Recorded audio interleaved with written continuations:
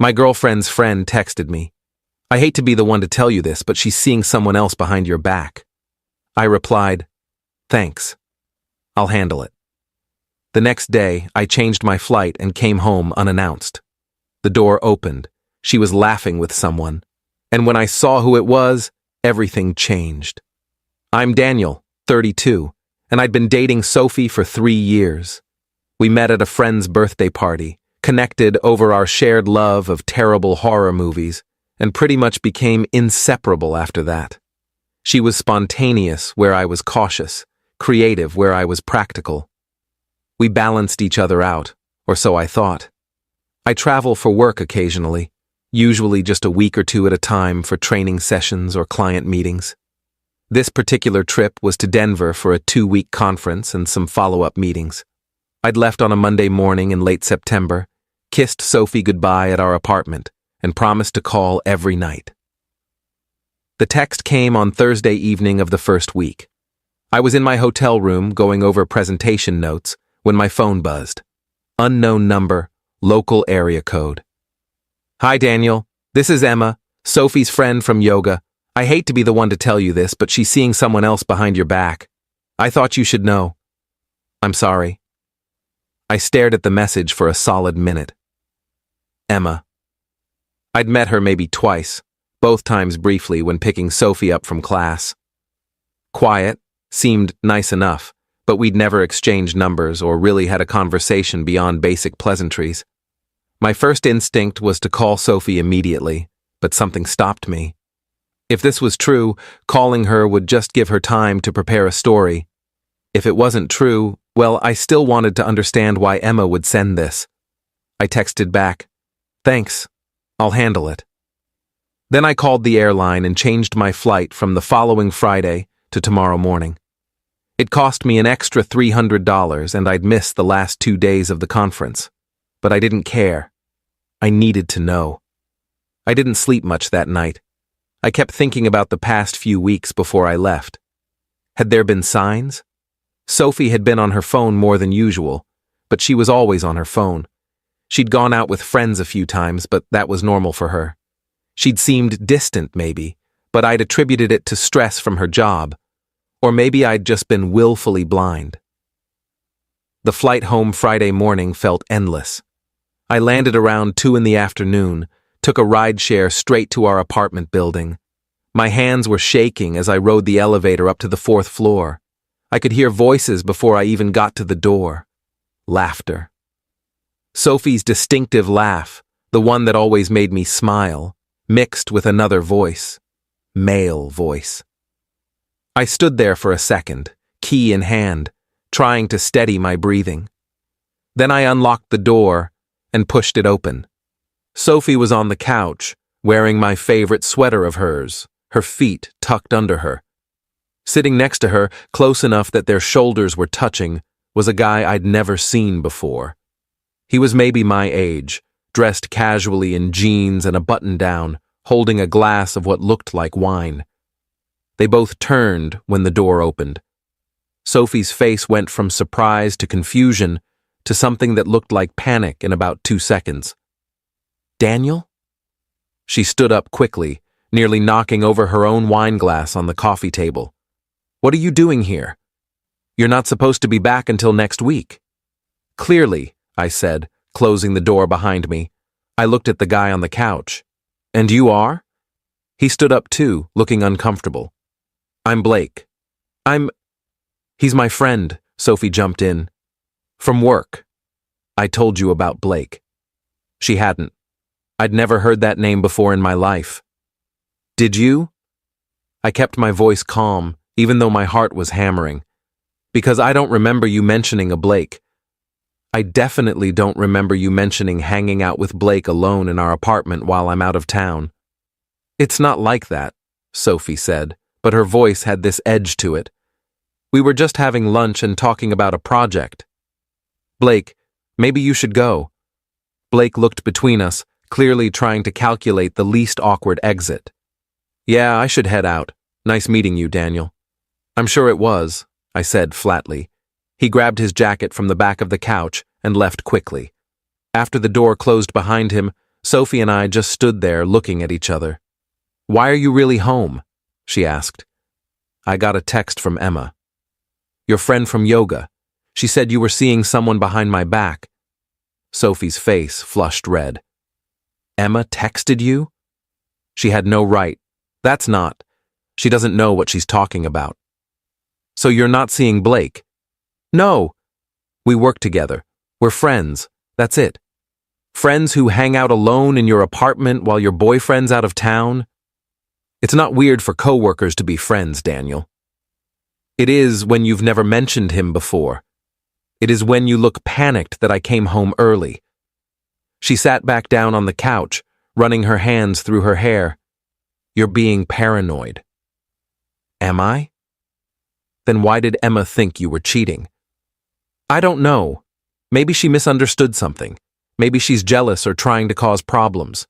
You know how women can be with that stuff." That phrase hit me wrong. How women can be? You know what I mean. Drama. Reading into things that aren't there. I walked over to the coffee table.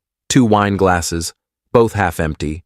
A takeout container from that Thai place Sophie loved. 2 sets of chopsticks.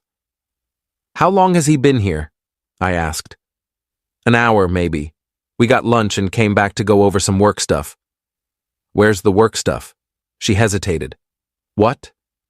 "If you were working on a project, where are the laptops?" "The papers? The work stuff?"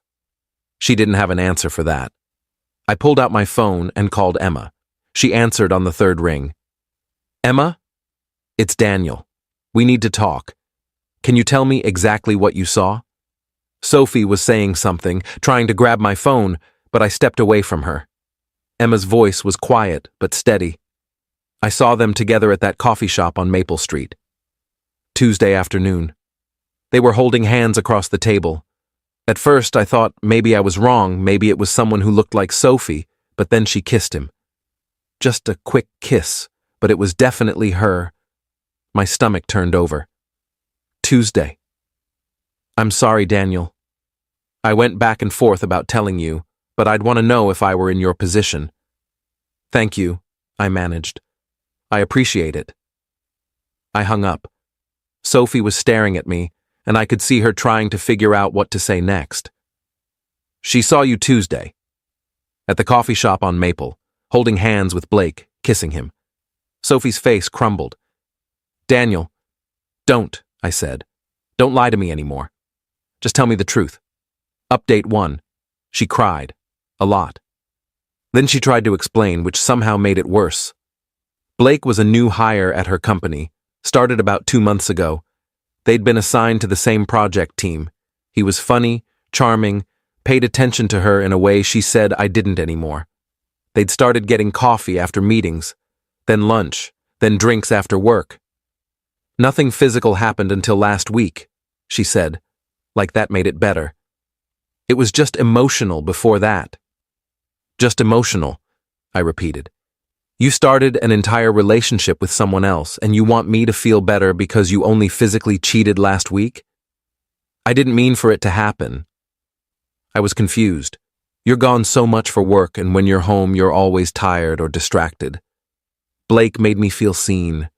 So this is my fault? That's not what I'm saying.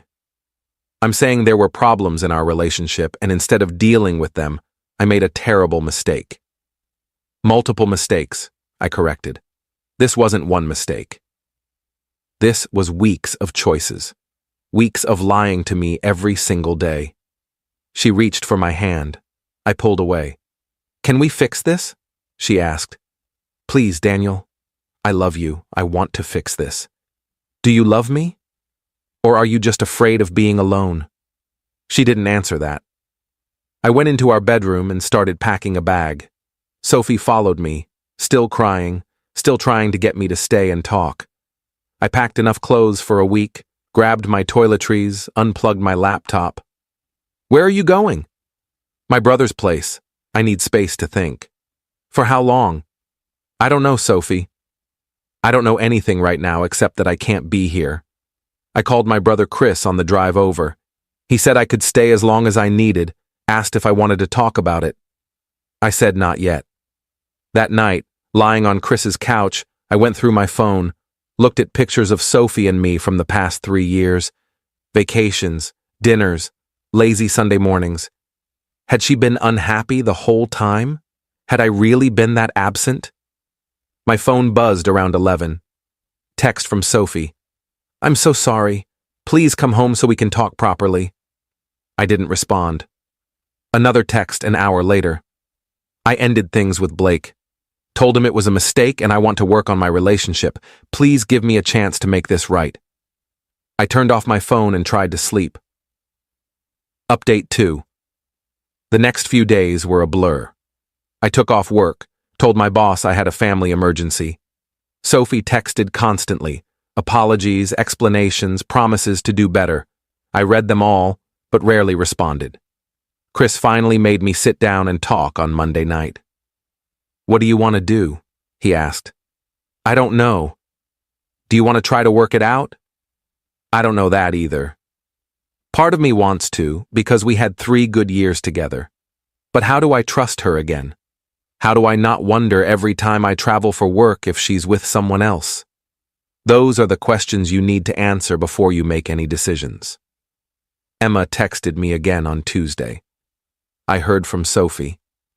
"She's really upset. I just want you to know that I didn't tell you to break you guys up. I told you because I'd want someone to tell me. I hope you're okay." I thanked her and asked if we could meet for coffee. She agreed.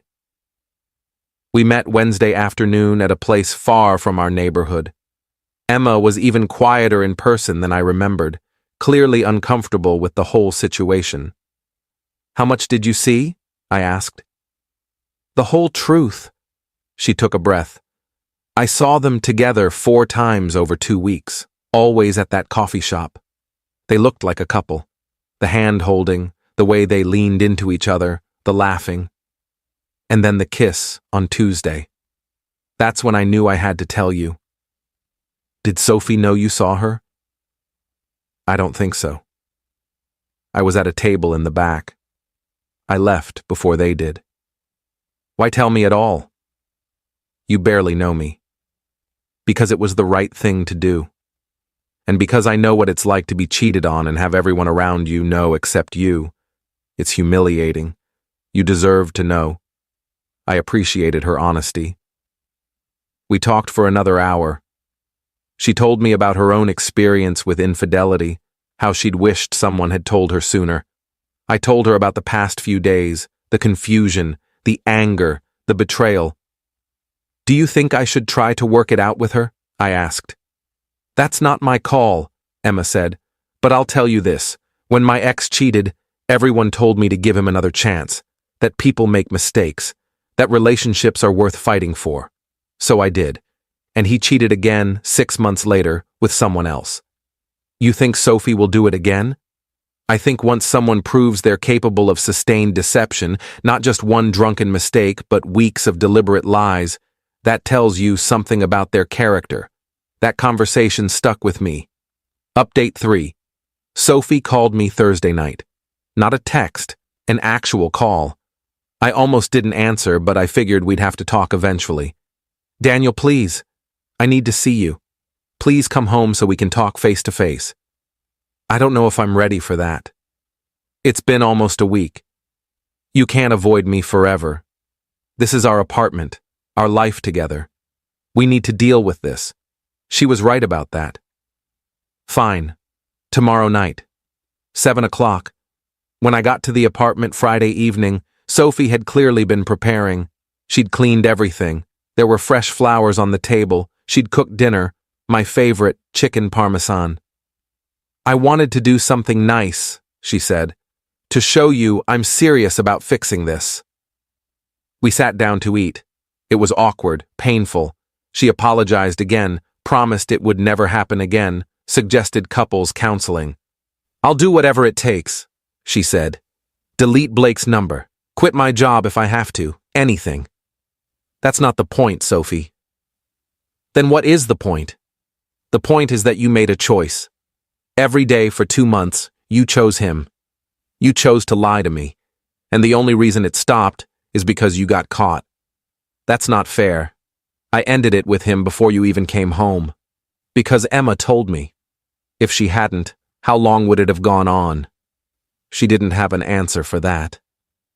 Here's what I keep coming back to, I said.